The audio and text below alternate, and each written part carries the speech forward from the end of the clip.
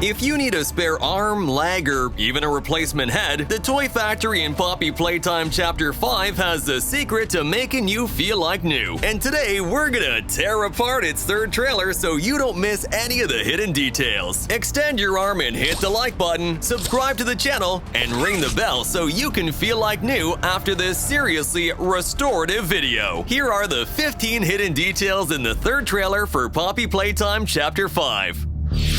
The yellow hand that appears at the beginning is hiding a detail you can only see if you lower the trailer's brightness. In the center, it has a kind of screen that works like a gauge, and if you dim this area, you'll notice it has a face. What this screen shows won't be a dial, it's a smiley. It also looks bulkier than the other grab pack hands from previous chapters, so it could be meant for tougher tasks, like working with hot or corrosive objects. At the start of Poppy Playtime Chapter 2, the player pulls open a hatch in Elliot Ludwig's office that, coincidentally, has a yellow handprint on it. So the origin of that handprint has finally been revealed.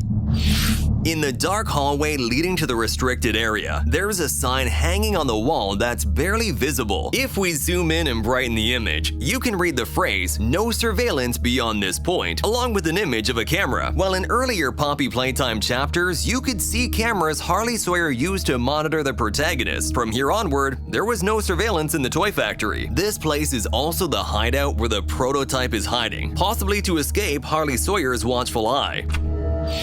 You thought it wouldn't show up again, but it's back. Pianosaurus, the toy that had a fun marketing campaign with its own song. Pianosaurus, he plays just for us. Only to die in the blink of an eye in Chapter 4. Has returned to a Poppy Playtime game, just not in the way you'd expect. One of the presentation rooms has a chair shaped like Pianosaurus, greenish, with scales, and even that piano mouse shape on the front. It's not the way you'd want to see this dinosaur, but at least his spirit lives on in the game somehow. The prototype's final appearance is still a mystery, but clues have been scattered everywhere, and combined with what's revealed in this trailer, things get a little clearer. If you raise the brightness in the dark section at the end of the trailer, you can see that beyond the prototype's hand, there's a bone and colorful sleeves. The same color pattern on the arms also showed up in a New Year promotional artwork if you turned up the brightness, and even in a Poppy Playtime style version of the Fool card in a holiday artwork. That, along with the clown hidden in one of the earlier teasers, points to two things. The prototype might be based on a jester toy, and even its arms could extend, just like the protagonist's grab pack, sharing colors and a similar structure. The toy we see twisting in the trailer, like it's coming to life, looks a lot like one we've seen before. It showed up running in this other video and got electrocuted by something. We've also seen it approach Mob's Christmas fireplace, and we've seen it scaring Poppy inside the ventilation ducts. But it's in this shot where we can truly see it clearly. Its appearance is horribly disfigured. You can tell they've been experimenting on it. It might be a mangled smiling critter. Eyes torn out, all of its fur shaved off, with extra teeth and fangs added. This awful aberration exists only to suffer.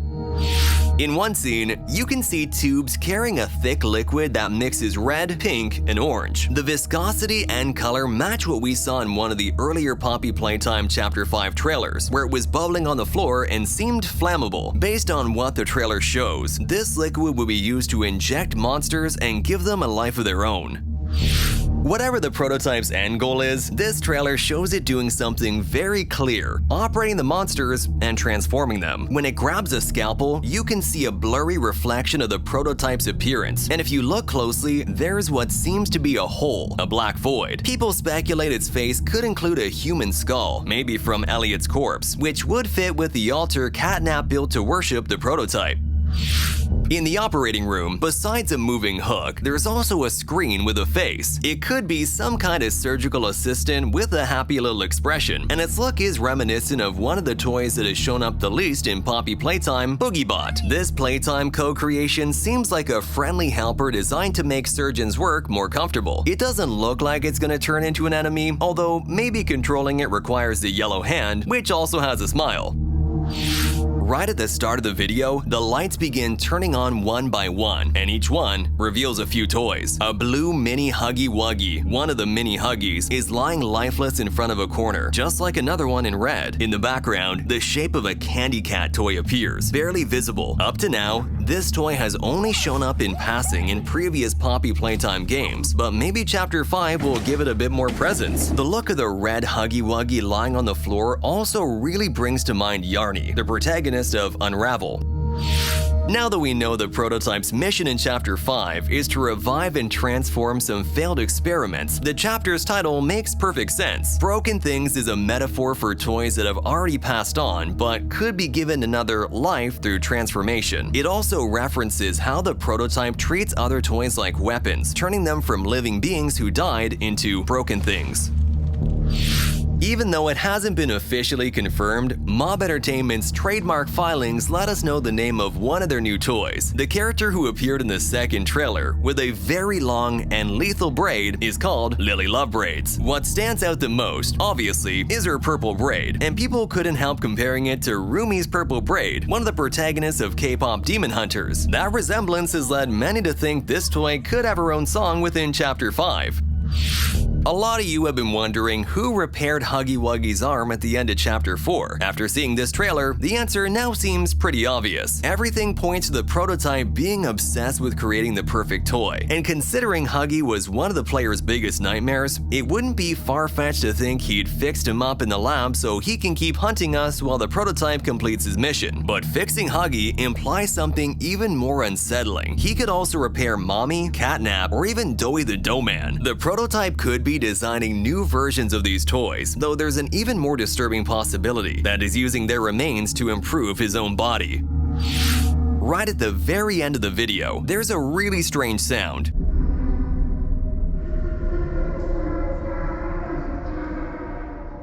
We turn the volume up to try and figure out what it is, and we have two theories. The first, it's the murmur of one of the new toys in Chapter 5. The second has a bit more to it. It could be a fragment of a new song for Chapter 5. Back in October 2025, Mob Entertainment posted a casting call looking for kids who can sing well. Well, this could be a tiny sample of the song they're working on. Will Lily Lovebraids sing it, or is it more like a teaser related to one of the Chapter 5 toys? In the operating area, the prototype has the help of a machine that can move around and use hooks. Those same hooks have shown up in several promotional images, and even in a vertical video with multiple smiling critters' heads hanging. The important part is that these hooks appeared in one of Chapter 4's VHS tapes, where the prototype and Dr. Harley Sawyer had a very intense conversation. Your suggestions? To produce the results I'm after. Have I made an error in allowing your survival? Of course not. We just need more time to perfect that. Time? Time is precisely what we do not have. Implying that exchange took place in this very lab.